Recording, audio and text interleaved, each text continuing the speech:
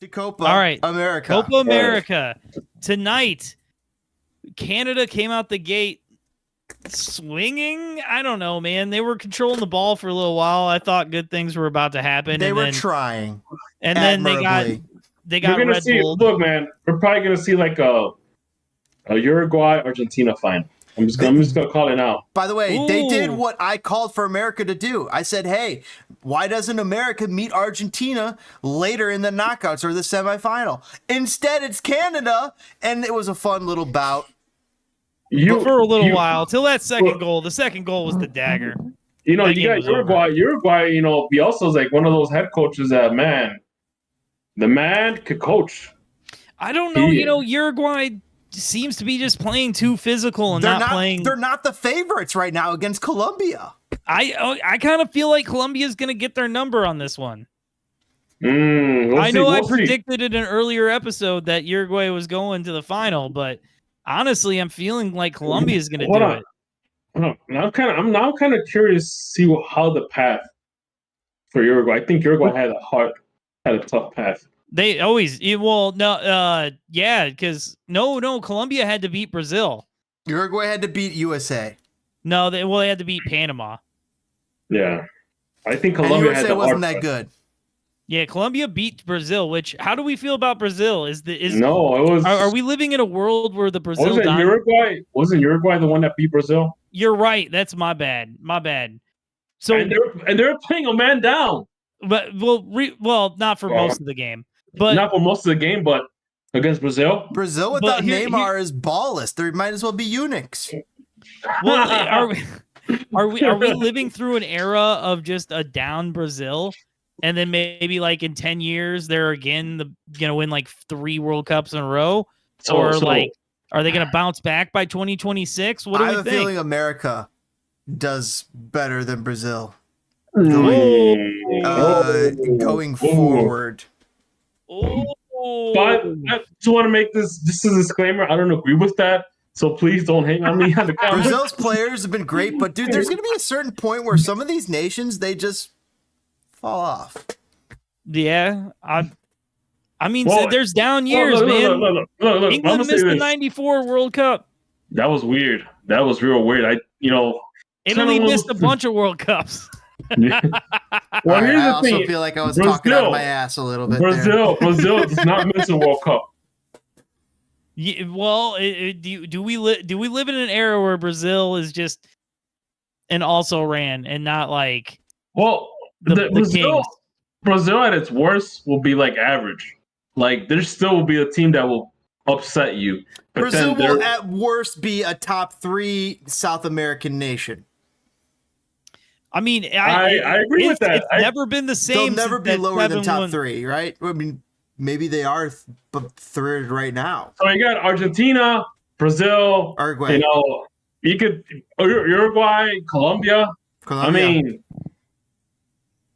at any given day, any of those teams could, hand your ass back to you. Canada, better South American nation right now than Brazil. So Argentina. Hold on, we got to say it. The obligatory, algorithm machine. The Messi-led Argentina team. Messi got a goal today. Now the first goal, though, and I hate to sound like an idiot. I really just kind of without knowing any of the players, just assume they had someone better than the bench player for Manchester City as their starting striker. You know what I mean? Am I wrong? Like the starting striker of Argentina is the second choice striker at Manchester City. Julian Alvarez? Yeah. Yeah, but there's nothing wrong with... No. He's behind Holland. Yeah, it's kind of hard. Literally, the number one... Who's the best striker in the world? Mbappe? Holland. So, he's behind, the second best striker in the world. It's forgivable. It's forgivable, but, it's a little, it puts into perspective our little petty bullshit about, this player plays in MLS, burn him at the stake. You know what I mean? It's Argentina's number one striker doesn't start for his club team. You know what I mean? Argentina's number one striker plays with Magic Man next to him, so... I mean... but he's a great player. I'm not stupid, right? But it's just it puts into perspective these kind of national team conversations. No, we just have a national team that can get their act together. That's all it is. Like, yeah. I'm gonna leave it at that. Which final are you more excited about? Which one are you going to make sure you don't miss? You know what? If England makes it, that's gonna be like, that's it, buddy. That's the final. Right there. Yeah, that's height of comedy right there. England versus Spain just gets me a little bit more than Uruguay, Argentina. Argentina has the clear number one in Argentina, but Uruguay's gonna be fun. Spain and England feels like. Wait, are you saying you think Argentina is gonna just walk all over whoever shows up, Colombia or Uruguay? Yes. Wow, I would disagree. You're talking about, this is a Uruguay team that actually beat up Argentina in Buenos Aires. Let's go. Yeah, all right. So that's going to be a good, I think we're going to have two great games either way. The interest is in whether or not Britain's going to fail its blunder this. Like, that's kind of where I'm at. Argentina, Uruguay, there's no real narrative storyline there. That the narrative is like, Argentina, the best team in the world. Uruguay, the guys who could beat up the best team in the world. Okay, that's fun. I like that. I'm in. But the other thing is Spain, who played the silkiest, smoothest soccer this side of Mordor.